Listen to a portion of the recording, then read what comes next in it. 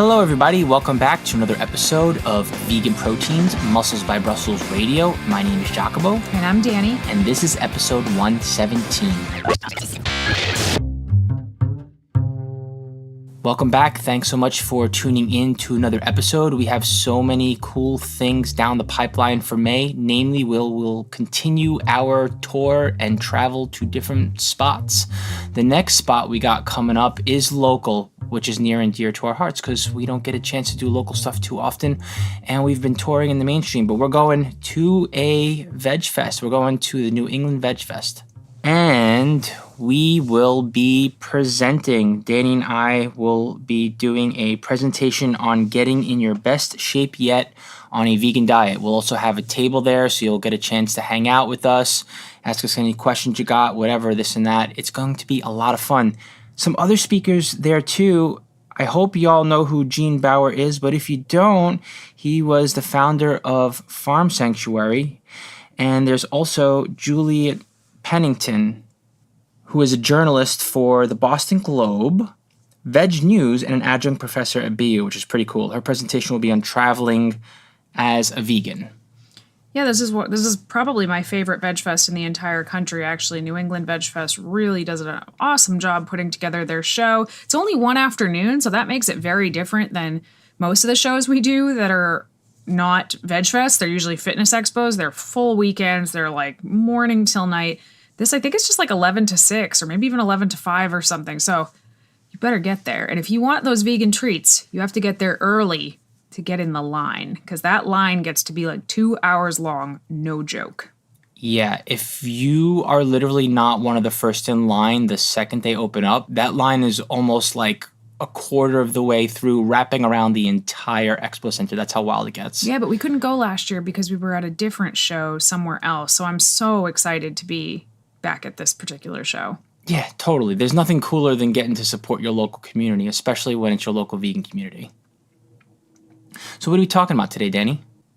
Today we're going to be talking about what I consider to be a big mistake that so many people are making, and they're not making it for a short period of time. Sometimes they're making it for like decades, and that's not an exaggeration. And that is the fact that people seem to think that the key to their dream body is dieting, that it's always dieting. The answer is always, well, I just need to lose this weight, and the dream body is under there. And unfortunately, it's probably not under there, and dieting is probably not going to get you there. Right. And it's not good for, worse than your mindset, it's not good for your mental health to always be there, even if you're not actually dieting. If you're thinking about dieting or feeling like you need to diet, how healthy, like what's your quality of life there? You know what I mean? And how are you going to feel about your body if you're one step away from like trying to diet down and lose weight and or lose body fat? There are so many people that are just always on a diet. They are always on a diet, and it's really sad, honestly, to think of how many people have spent their whole life on a diet or trying to be on a diet unsuccessfully, or however you want to put it. And I don't know if this is just a woman thing. Like, you tell me, 𝐶𝐿. I know that we work with a lot of men too, but I feel like boys and young men are not told their entire life that they need to lose weight. There's a different kind of shame and a different kind of way it looks when it comes to men. When it comes to women, I feel like it's much more pervasive in culture and much more spoken about, which I guess is pretty awful, if you will.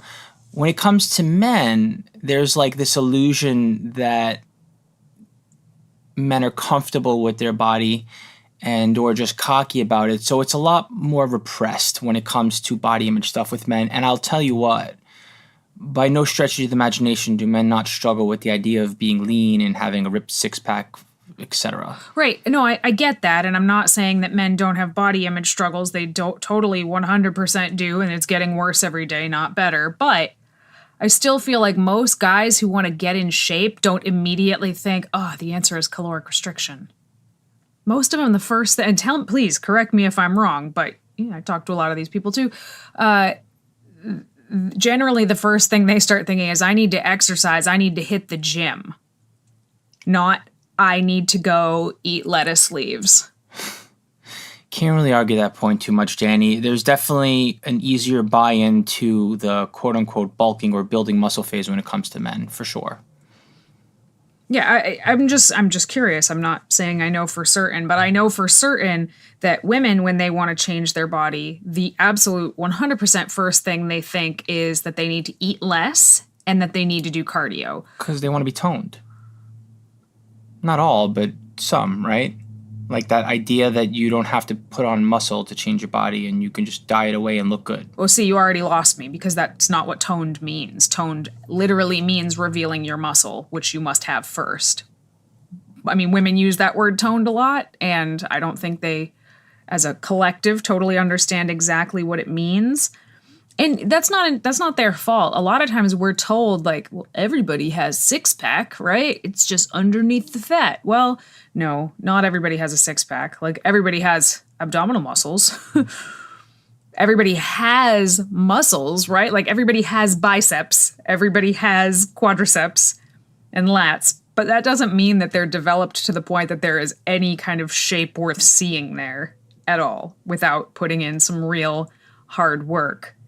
So to think that you're just going to be able to be as you are right now and just diet and poof, there's going to be this beautiful svelte shape underneath is misguided. But since so many women work and work and work and work to achieve that for sometimes decades, really decades, I mean, they work and work and work and don't actually achieve that. They just think the answer is, well, I just never got far enough. I just didn't lose enough weight to see it. And that is incorrect. Yeah, totally. I know where my mind's going. I don't know how relevant it is to this conversation, but there is a much easier trap that women fall into when it comes to weight loss and dieting down to get their dream body. Elaborate. Well, women are far less likely to embrace putting on muscle to change their body shape. And you can't put on muscle while you're dieting down. They're far more likely to buy into the idea that they can body recomp and or diet down and just have a combination of that for the next 5 years and get the body they want. Like, that's possible, but not probable. Like, if you're trying to always, and let me be clear here and not assume that everyone knows what I'm talking about when I say body recomp. Maybe some people are jumping in and you haven't listened to our earlier episodes. Body recomp means you're not actively trying to build muscle. You're just keeping your body weight basically where it is and you're losing fat and gaining muscle, more or less. That's body recomp. So if you're focusing on that, or you're just trying to lose body fat, meaning actively lose weight and hope that most of it's body fat, the theory that I'm proposing, Danny, is that's not a way to build your body. Like, you're going to be selling yourself short if you're always in that place. You're not just going to be selling yourself short. You are never going to get there. You're never going to get where you're trying to go. And that's the real, like, kicker of it all, is people spending 10, 20, 30 years trying to achieve a certain physique that is, it does not exist. It is not there. And, you know, the heartbreak of these women just beating themselves up constantly for not being there when they've put in so much work. And that's the other thing, like, they're not sitting around doing nothing expecting amazing results. They are working really, really hard and living in a state of almost constant deprivation in the hopes that there's this pot of gold at the end of it that does not exist without this very, very critical step or phase, or however you want to put it, that is deliberately building muscle, eating enough, and getting strong. If you don't do that, your dream physique, it's not under there. It doesn't exist. And it requires what I think is actually a lot harder for most women, which is eating in a surplus. Well, period. yeah. Period. Full stop. I don't even have to add anything else to make it harder. Just eating in a surplus seems to be like a lot of women would rather get like a root canal without anesthesia than eat in a surplus for an extended period of time. Or accept the fact that not only have they been doing it the wrong way, now they have to go ahead and do what they feel like is backpedaling. So it's like spending the last, 5, 15, 25 years doing it a certain way, not getting the body they wanted, and then all of a sudden they have to accept the motion around that and then move forward and actually be in a calorie surplus. Like it's like a sunken costs problem, right? Like, no, I've been working towards this for 10 years. I'm really close. I'm super, super close. So I've already done this much. I might as well keep going. And it's like, sometimes you have to cut your losses and realize that you just spent a lot of time not really moving forward and decide to move forward. But the thing that makes it exceptionally hard is that for all of this time that someone's been trying to diet their way to their dream body or whatever, they've been building up all of this like stigma and mental garbage around the idea of eating more. So now when someone like myself or you step in and we're like, hey, I totally see what you're trying to do, but this isn't the way to do it. What we're going to need to do is deliberately eat in a surplus. And they're like, wait, what? No, everything about that feels bad and wrong and terrible. And then they really, really struggle with it. I'll give you an example. I have this client that I've been working with for a while, and we have been deliberately in a muscle building phase because guess what? The 25 years of dieting that she was doing prior to this didn't really get her where she wanted to go. So we're deliberately in a muscle building phase, and she kind of slipped out of the habit of tracking, which can be okay. It's not terrible to not track. If you have built up a really solid routine, sometimes you don't need to track. But she fell out of this habit of tracking, and our progress really slowed down significantly. And I said, why don't we just like do an audit for a few days? I want you to plug in every single thing that you're eating and send that to me. And bear in mind, after 25 years of dieting, her caloric surplus is not a lot because she's basically trained her body to eat nothing for decades. So what is a caloric surplus for her would be a tremendous deficit for me. But I digress. So she plugs in all her stuff. She sends it to me. Day 1 is 900 calories. Day 2 is 1,050 calories. Day 3 is 947 calories. On average, she ate like 900 and change calories. But before she actually totaled it up to me, what she said to me was, oh, you're totally going to abandon me and write me off as a client. My carbs and fats are just out of control and blah, blah, blah, blah. And then, the following day she sends me the diary and I'm looking at it and I'm like, holy crap. Like, yep, your carbs and fats are out of control in the wrong direction. Like they are so, so, so low. It's no wonder we're not making this progress. But in her mind, she was dramatically overeating. And that is what decades of being in a restrictive mindset will do to you. It's like you're wearing funhouse glasses every time you look at your meal that tell you anything that if it's even remotely sustenance is too much and you're bad for doing it.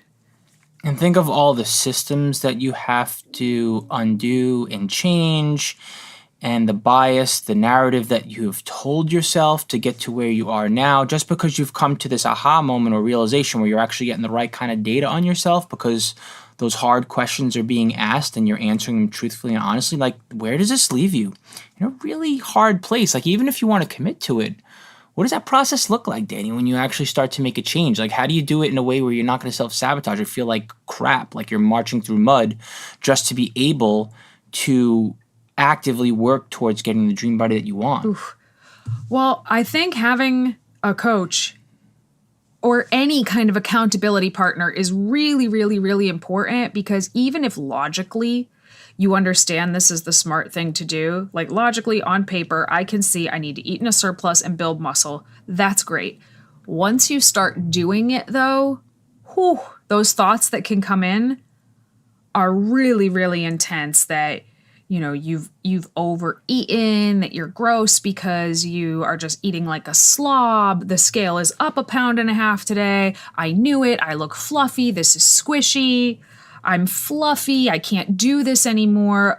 They were totally wrong. I have to go in the other direction. And I understand all of those feelings. I have felt those feelings at different points in my life. I think we all have. And that is why having some kind of an accountability partner or a coach is so freaking important, because they will pull you off that ledge every single time. I have clients where that is like almost my entire job, is to make sure they don't start dieting, not not the other way around, not to whip them into shape via dieting. I mean, don't get me wrong. I have clients that need help with dieting too, but a lot of them, I am holding them back from caloric restriction every time we talk. Yeah. And I don't know.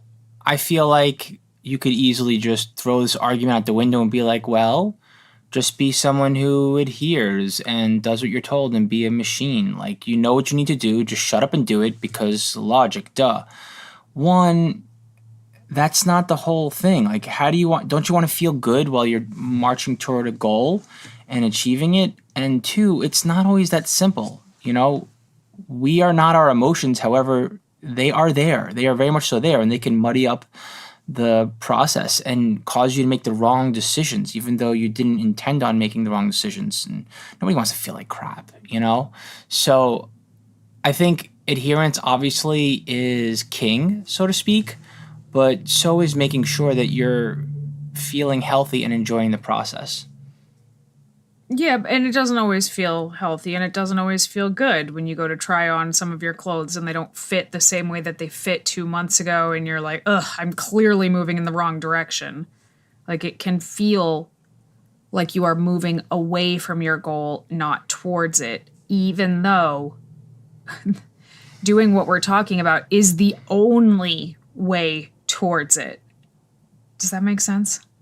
Yeah, absolutely. This has been something I personally have been working towards since I was 15 years old, Danny. And even after my, 7th or 8th prep, I still have weird feelings every time I diet down and I get back to a healthy place and I bulk up. They still come, even though I already know full right and well what I need to do. Yeah. Knowing what I need to do, I still have like moments where I'm like, why am I feeling this way? Why do I even have to bother addressing these feelings? I know what I need to do. This is stupid. Right. But if I don't, Danny, not only do I feel like crap, I wind up delaying what I need to do, and I make the wrong decisions. And like, time needs to be on your side. The quicker you can come to the right decision and feel good about it and execute it here, the better. You know? Yeah, and I think that's important to, like, I'm really glad that you said that. 1, because you're a guy. 2, because you've been doing this for so long. The fact that even when you are going through your period where you need to deliberately eat in a surplus, deliberately put on weight, even though logically you know this is the right thing to do, you're a coach, you literally have other people do this all the time, but when you're the one going through it, sometimes you feel like you're moving in the wrong direction, and you have to deal with all of these uncomfortable thoughts and feelings around your body changing in a way that in the moment doesn't seem favorable. Yeah. And let me just be clear. I don't feel like I am going in the wrong direction per se. It just feels off. Like, I know that I'm going to go in the right direction. I know I'm going to make the right decisions, but it's just taking too long to get there, and I'm feeling like crap all the while. And that messes with me. I don't like that. When you say you're feeling like crap all the while, you don't mean physically, because physically you're generally feeling better. You mean like emotionally about your physicality. That is right? exactly right. Okay. Yeah. And, I don't think there's any shame in that. That doesn't make you stupid. And that doesn't make anybody who's listening to this and is nodding along like, yeah, I know I need to do that. But when I do that, I feel like I look worse. I feel this or that. That doesn't make anybody stupid. Like, look around at the world. Anybody getting larger for any reason, good, bad, anything in between, they are shamed. That's just what our society does. It sucks, but none of us individually are doing it. That's the world that we were raised in, whether we like it or not. Just like people are praised for becoming more intelligent or making more money, they are also praised for becoming thinner or more aesthetic. And the opposite is the opposite, It's not your fault that you deal with all of these feelings around it, but we are more than our feelings. Our feelings are not fact. It's okay to have them and recognize that they're happening, and then still use your higher thinking brain to make the smarter choice. It's not easy, but it can be done. So let's talk more about literally why you cannot diet your way to your dream body. Less about the emotions, more about why this will not work. Well, in order to trigger your body to build muscle, you need to tell your body that it is getting in more resources than it actually needs, so that it doesn't have to divert its resources to maintaining healthy energy levels and maintaining a healthy body. For one, I think that is the very first thing to wrap your head around. Give your body more than it actually needs, and it'll do more with it. It'll build muscle. Okay. I want to talk about why trying to just diet your way there is not going to work. So when you eat in a caloric deficit, well, let's back up actually. Everybody has a body weight set point, okay? Everybody has a weight that their body is not going to want to drop below. I should say everybody has a body weight set range, really. Once you get to the bottom of that body weight set range, it is really, really going to do everything it can to not get below that. So I can tell you for myself, the bottom of my range is 125 pounds. Trying to get below 125 pounds is so hard for me. And there comes with lots of negative consequences. And I have a significant amount of muscle now. But when I was younger and I didn't have that muscle, guess what my body weight set range was at the bottom? It was still 125 pounds. Because that weight, that number is going to be what that number is going to be regardless of whether you have muscle or not. Now, what do you think looks more quote unquote toned? Me at 125 pounds with significant muscle or without? With. Obviously, with. So when you're just trying to diet yourself down, you're going to reach the bottom end of your range. If you don't have the muscle there, you're not going to look the way you think you're going to look. So if you instead take the time to build the muscle and then eventually try to get lower, get to the lower end of where your range is, you might not even need to get to the bottom of it to look the way you want to look. Because muscle is denser, it's smaller, it's tighter, and you're just going to have an easier time getting there because you're not going to feel the need to get below it because you're going to look the way you want to look when you're at it instead, if that makes sense. Some of the things that happen when you try to get below it, let's say you don't have much muscle, you get to the bottom of your range and you're like, wah, this doesn't look the way I wanted it to look. I must just need to be leaner. So this is when everybody reaches this point. They just start dieting harder and harder and harder. You are literally slowing your metabolism down at this point. This is where the metabolic adaptations really start to creep in. Your immune system becomes depressed, your sleep becomes worse, your mood becomes worse, your performance becomes worse, your digestion becomes slower. All of these things are your metabolism down regulating. You've effectively slowed down your own metabolism in pursuit of a body that doesn't yet exist. And now, you're absolutely not going to build muscle in this place. Like, your body is saying, like, abort ship. Like, and it's not going to do you a favor and build you muscle in that position. Like, you know what I mean? And you become married to the idea of the image that you don't see when you're in that position. Your brain can't think about what you actually look like in that position because your body feels like crap, so your brain's not getting enough, like, brain juice to actually see what's actually going on. I mean, there's all kinds of problems here. You can just go one after another. So, like, if your body's in a crap place, you can't see what you actually look like. It's a dysmorphic place. I don't care how good you have your head wrapped around it. There's that. There's also the fact that you're in a depleted state, so your body's going to look like trash no matter what, even if you do have muscle to show for it. I think at the end of a dieting down phase, if you don't give yourself like a month or two to breathe and see what your body looks like in a healthy place. So you're just, you're in hot water when you're dieted down and you focus on dieting down harder because your systems are working against you, in short. It's as simple as that. If you're stuck in that place, you're not thinking about what you could actually look like. You're kind of just in this rut where that's where you wind up living. And guess what? You ain't going to build muscle in that state either because your body's all kinds of messed up. Yeah. And then when you're in that place and you've been restricting, and you have a day that's like an off day and you end up eating way over what you intended to eat, your body is also now more efficient at storing these calories and storing them as fat because it thinks you're in some kind of a famine. Thus, just almost giving reinforcement to this idea. You know, you have a day where you eat 2,000 calories or 2,500 calories and the scale goes up and you're like, see, I knew it. I just needed to eat under 1,200 calories. Like, you're reinforcing your own bad behavior by doing this, by putting yourself in this depleted, depressed, metabolic state. And I know the mindset because I've been there. I've talked about this a lot. The first time when I first lost the 90 pounds that I initially lost, I went from 210 pounds to 120 pounds. And I was just like, okay, I look like wet spaghetti. Like, that's what I was just like, okay, so I just need to firm this up. That thought right there of like, well, I kind of like where my weight is at, but I just need to firm this up. That is not a thing. That does not exist. You cannot turn your fat into muscle. You can build muscle and then you can lose fat, but you're not turning anything into anything else. That's not how it works. You're not going to firm up your tricep like fat that's there. I mean, I had all of these thoughts, and I'm just trying to steer you away from wasting a lot of the time that I wasted in that same place. And aside from your mindset and what that does as far as your decision making goes, how about the fact that eventually you're just going to keep losing muscle if you're constantly malnourished?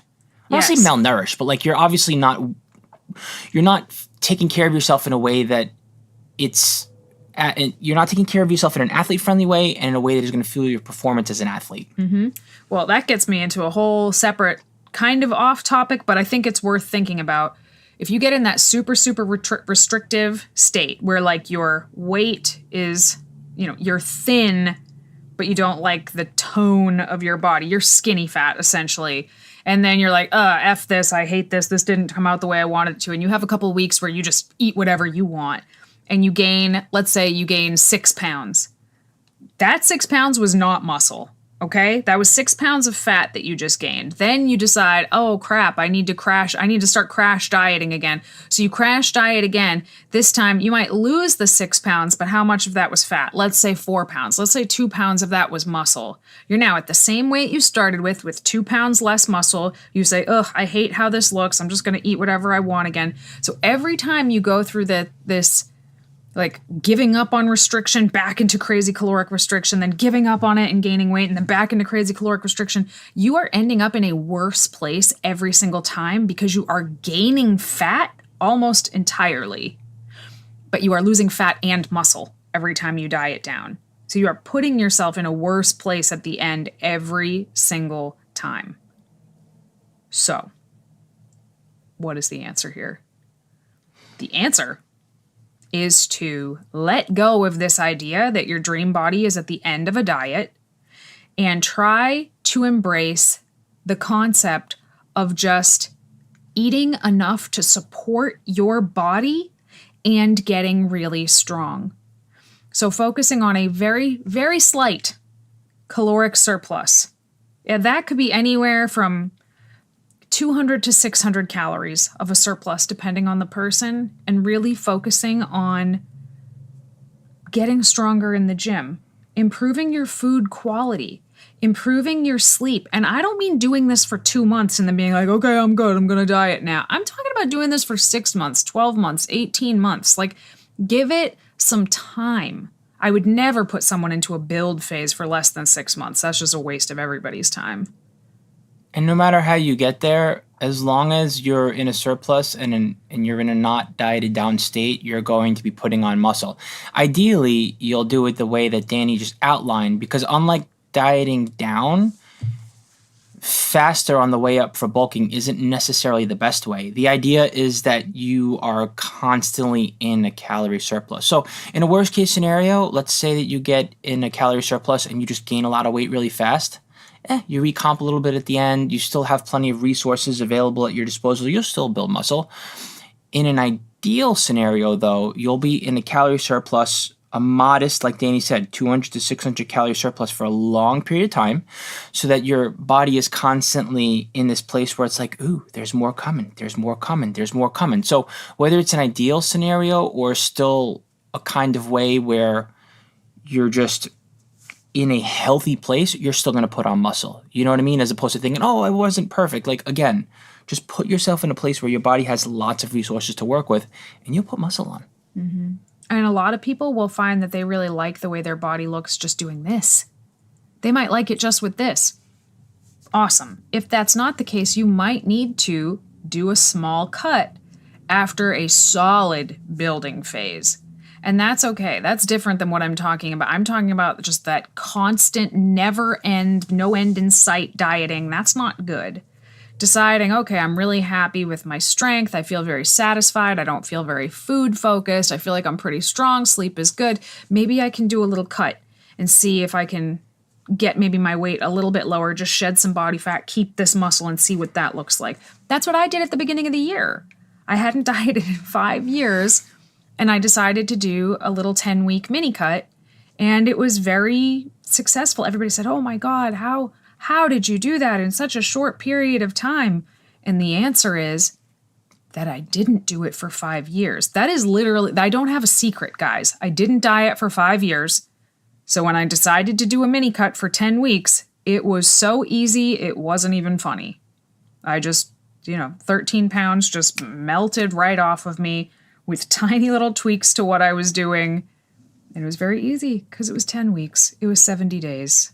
And now I'm right back to our regularly scheduled program. And the results were there. And I also want to celebrate I'm going to say bigger. Why not? Like, I'm not afraid of the word bigger. I want to celebrate what a bigger body looks like that has muscle on it. Muscle will shape your body, whether you are leaner or whether you are bigger. You're just going to look better. So you might be surprised over time when you focus on putting muscle on your body, how much happier you are with the way that you look, no matter what size you are, because it will shape your body. But I will add that as a natural athlete that doesn't use steroids or performance-enhancing drugs, you are going to have a hard time building, and by hard time, I mean borderline impossible time, building so much muscle that you become big. What we consider, nobody's going to get big from having too much muscle as a natural athlete. So I think that's important to note too. Very important to note. All right, moving on to our question and answer segment here. Here we go, 𝐬𝐿𝐾𝐿.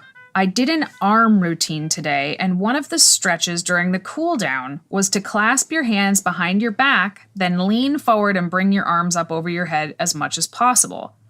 I can barely extend my arms out straight after I've clasped my hands together, let alone bring them forward at all. What stretches would help me work on this? Sounds like a chest mobility issue to me. You could do a door frame stretch where you bend from the elbow and you make a perpendicular angle with your arm, and then you put your hand on a door frame, and then you just stretch your chest out one side at a time. And if that visual is not perfectly clear to you, look up door frame chest stretch. You can also stretch your chest out on the floor by laying on your belly and picking one hand up, and then laying your hand out on the other side and then leaning into that side of your body to stretch your chest out. I don't know what the name of that stretch is, Danny? I don't know what the name of it is, but I would just type in chest stretches, honestly, and that particular one, which I just did in a mobility class, I would just say lying floor chest stretch and look that one up. So yeah, tight chest muscles for sure. This one's for you, Danny. I want to get into weight training, but I have no idea where to get started.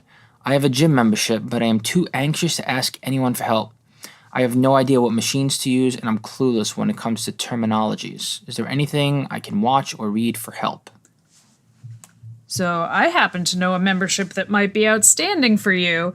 I would check out our Muscles by Brussels membership. If you have a gym membership and you're already going to the gym and you just don't know what to do, the Muscles by Brussels membership is awesome because everybody starts at day one. So whether you're brand new or experienced, we want everybody to start at the beginning of the program. And there's both workouts for your home gym. So if someone just has dumbbells and a bench and a pull-up bar and some bands, there's workouts for that. But there's also workouts for the gym where we do incorporate a lot of the machinery that average commercial gyms will have and teach you how to use them, tell you how many sets and reps to do, tell you how long to rest. Then month 2 builds on top of month 1, et cetera, et cetera. I mean, we have people that are in year 4 of this membership and still making really, really great progress. You would also get access to lots of lessons in there as well, bonus materials that come out every month, our live Zoom calls, which I think we're up to like 4 live coaching calls per month at the moment.